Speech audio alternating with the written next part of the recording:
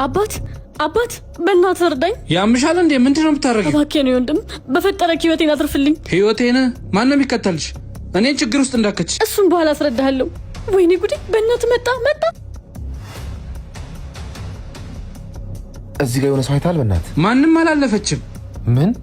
በምን አወቅ? ምኑን? ሴት መሆኗን ራስህ እኮ ነው አሁን አለፈች አልከኝ። ምን?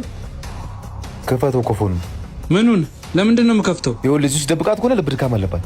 አንድ ነገር ትሁንና ካንተ ራስ አልወድም። ልብ ድካም አለች? ከፈተው አለች። ወይኔ እንደፈራሁት። ውሃ አምጣልኝ። ያለ አባት ያሳደገችሽ እናትሽ አታሳዝንሽ? እኔንስ ለምን አንገት ታስደፊኛለሽ? እኔ እወደዋለሁ፣ እሱም እኮ ይወደኛል ወንድሜ። እኔ ተለያዩ አይደለም ያልኩት። ሴት ነሽ፣ ክብርሽን ጠብቂ። አንቺ ያላከበርሽው ቤተሰብ ማንም አያከብርልሽም። ወንድምሽ ልክ ነው። ወንድሜ ይቅርታ።